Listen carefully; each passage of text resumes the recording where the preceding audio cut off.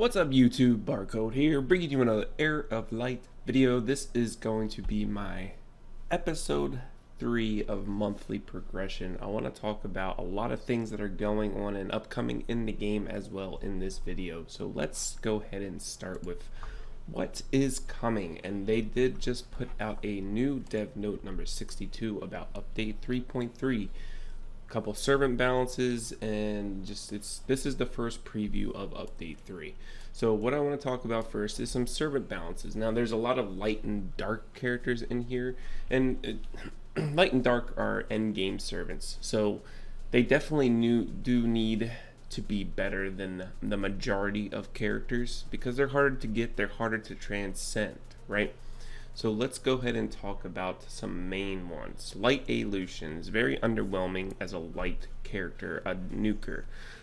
They added a increase by 50% for 30 seconds upon active skill use. I wish this was before your very first skill, especially for something like when there's IPVP. That skill might not even work first. She might not even cast it. So she's more of a PvP or PvE character still. Not really good for IPVP. Her relationship effect will change at some point, and we'll talk about that later. Light A Lido, another nuker that is underwhelming as a light Nat 5 character. The speed reduction level on her first skill will be now a level 5. That's nice. Plus her pass will be changed to increase accuracy. That's fine. To land her debuffs, I get it. Whatever. That should just be, yeah, whatever. And deals 30% additional damage when a combo skill hits an enemy with a speed debuff. So what this means is she needs to land a debuff still in order to get a 30% damage boost. I don't have the ability to test that, so I don't know how well that's going to be of damage output. They obviously have tested it themselves. We shall see. You know, who has a level 70 light 8 Lido? Anybody? Let me know in the comments. Maybe I can friend you and look at her and you can tell me what kind of damage she does, but whatever. Delk Elmira, Dark Elmira. It's 5:30 in the morning, okay? We will be removing 50% skill gauge reduction from her passive skill to make the redemption more meaningful. I'll look at that after this and see what that actually means, but I don't know. Dark Blavatsky, we will add waving effect that increase speed to her combo skill because none of the light dark servants have such wave effect. Okay, so that's nice, and she is a speed nuker, right? No, she's a support. So, I mean, depending on who you team her up with, that could be really good. Light A Halel. We will add wave effect that increase speed to her combo skill because none of the light dark servants have such. Okay, so now you have 2. So that's good. Fire Valk. Okay, so Fire Valk, very good unit. Revive on her second skill will be replaced with debuff removal. Okay, so the third skill is switching to the second switching to the third. Okay. So it will be changed to revive so that the revive is used more frequently. Okay, so instead of fixing the AI of reses on the second skill, they just changed their skills. Okay, still need to fix the whole issue with resing as a second skill, in my opinion. But relationship effects, okay, another thing that is adding to the game. We are very cautious about changing relationship effect because every time we make a change it could bring excessive change to the meta deck. Yes, that is true. However, change in meta is good. Yes, people build things for the meta, but you also, like the meta, when it drags on for a long time, it can be boring. So changing the meta can be good. But I guess when they mean excessive change, they mean too much. So I do like the fact that they're being cautious with relationships, but I still feel like they need to add a lot more, as in Nat 4s, please. Again, Light A Lucian, if an ally Lucretia is present, attack increased. Okay, so they're adding one of the newer characters as a relationship, so you can kind of use both. Okay, that's good. Lucretia's, they're not like top tier, and they're not in the meta, but they do have great passives, and they could be used, especially when you put in potentials and everything like that. So, but then again, it's a light nat 5, so not many have that. Water and Dark Sinister, which I have Dark, so that's cool. If an enemy Simone is present, decrease target speed by 80%. This is good for the ignored, like Nature Simone. Water Simone, not so much because you don't really build Water Simone with a lot of speed. He's a defensive based nuker. Nature, however, and the light and, was it Dark is the tank. So yeah, Nature and light, I could see that. But we shall see how that changes things, because currently this with Dark Sinister anyway, it's she gets a 100% defense buff if there's an ally hide present. So I mean, it's better than what it is already, so I will take that. Fire Spiegel, if an enemy Anku is present, decrease target speed by 80%. That is good for obviously fire. And I mean, even Nature as a healer, that is good. That's a pretty good all around passive to change to, especially because Fire Spiegel is used pretty often in 1 PvE, 2 PvP for a lot of early game, mid game players to boost up their nukers, right? Dark Mary.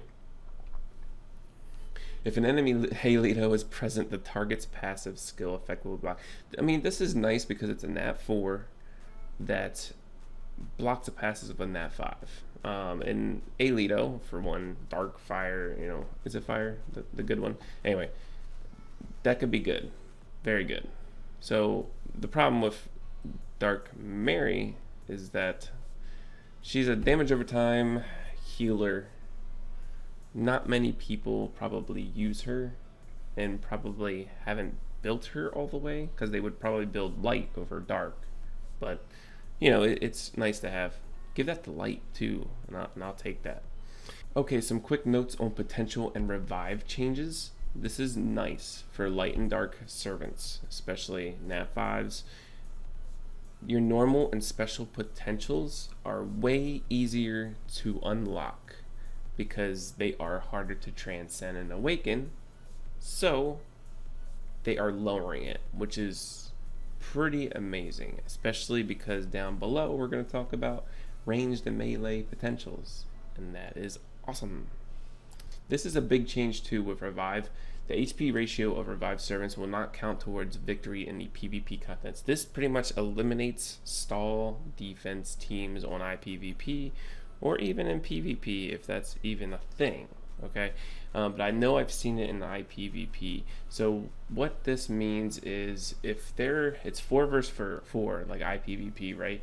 If you kill 2 people and a light Lucian reses all their allies back to full, okay?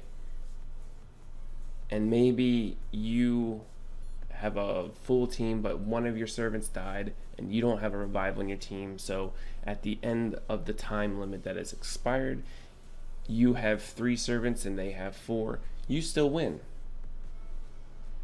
because they have revived 2 of their servants. I do like that because stall defenses are very annoying, and it's boring, and I hate boredom. I hate being bored, right? So I do like that change. A lot of people might not be happy with that change, but I personally like. The one thing I don't like is they're disabling activation of secondary mark at the revive. So like for me, I used to revive with Fire a Lucian, for example, and is it Fire a Lucian? I don't know. It's one of my resers. I would get rezzed, and then Waterhide would use his ult on the revival, which is awesome. Like, that's just one extra thing that you can do, right? Or plan for. With this, they are disabling that. So I don't like that change, but I do like the first one. New potentials for ranged DPS class. Awesome. Finally. right? They're adding it in 3.3 along with the real-time rate and all of these other changes. So there's a lot of theory crafting going on. I'm not going to talk about too much, but just know that it is coming in 3.3. Here's a list of all the ones that are going to be on the third special potential, which is when you hit level 66. And then for level 4, I think it is, the fourth one, these are the special potentials for ranged. So there is a lot of things to choose and to think about when you are building your ranged characters. For melee DPS, there's special potentials.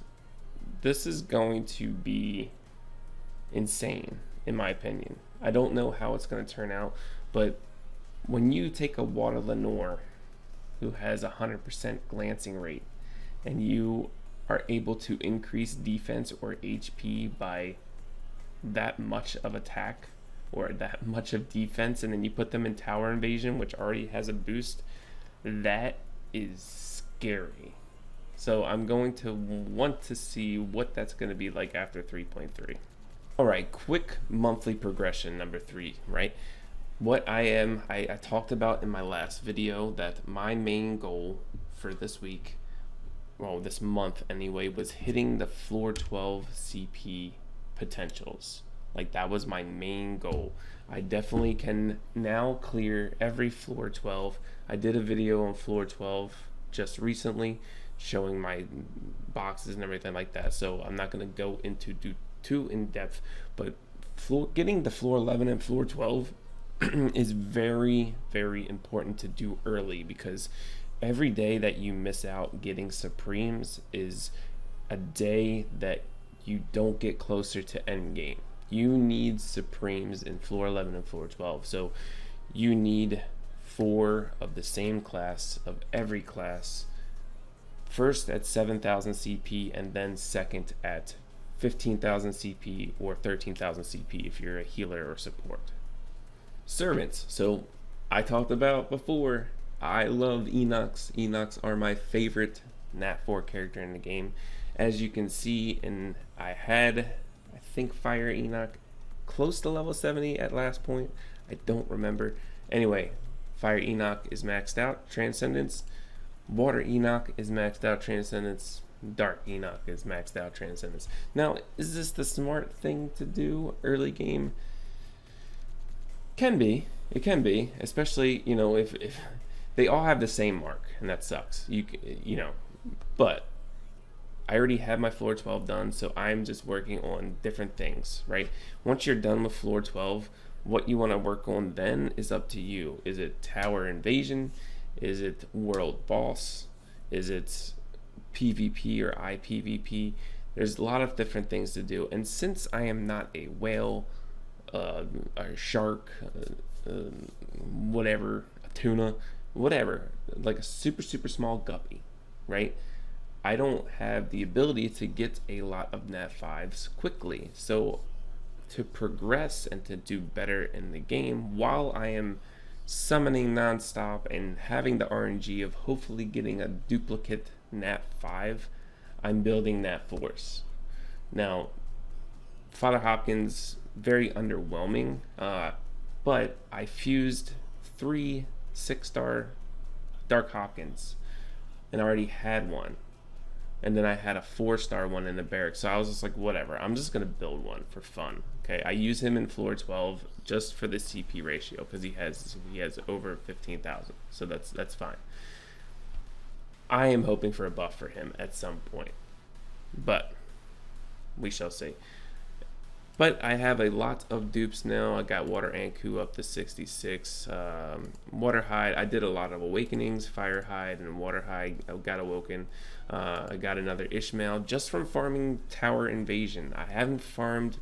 He's level 66 right now just from Tower Invasion, doing it 3 times a day, every single day. I have not farmed the dungeon, maybe for 150 run, maybe. And that was like a while ago. So I don't even farm that.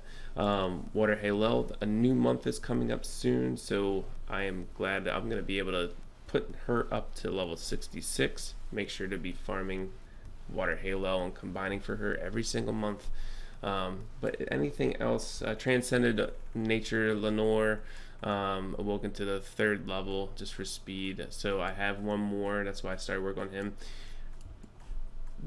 Oh, I'm building a Light Mary, like I talked about before, and that's mainly because I want the passive for Water Lucian for World Boss.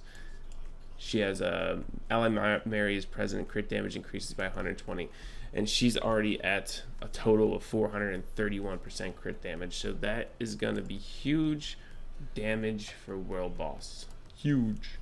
So a couple other things just to note. I finally got a Water Valk, if you saw that on stream, and I got a duplicate, and that's from Special Summons. Like, well, the first one was from that event. The second one was from Special Summons, right? Finally got my waifu. So Ashley, love you. Yeah. As you see, there are 6 Fire Torhinos here, and this is what you do after floor 12, right? After floor 12, like I talked about, you want to focus on whatever you want to do, right? PvP, IPVP, World Boss, you know, a Batten should always be a goal too. Tower Invasion, defense, and I am a big fan of Tower Invasion, so I'm working on some Nat 4s that I think have the potential to be good in Tower Invasion. And Fire Torhino, in my opinion, could be one of them. I just need to build it. I need to put some potentials in it and invest in it, put it on defense with the right gear and right stats. And I think he's going to be good. He's going to be good. I'm going to make him good. That's pretty much what I'm working on right now. I don't want to make this video too long because I wanted to mainly focus on like the dev notes and things like that. Right now I am currently at, you know, around, I mean, there's a lot of resets, right? IPVP just reset. PvP I haven't even really touched too much. I usually do today and then tomorrow on stream. So Batten, I think it cleared resets. This is the last week, so I'm gonna try to beat 90. We shall see. Tower Invasion, I'm 33 right now, trying to keep up, but the problem with me is my defense, and it's just not where I want it to be, and that's what holds me. If I could hold people off with the first 3 waves instead of getting cleared every single time, except for a couple different people have lost to my Fire Enoch on the 5th floor, but that is my personal goal by next monthly progression, is to hopefully get top 10 Tower Invasion. Hopefully we shall see. Thank you for tuning in. I will check you guys in the next video. Peace.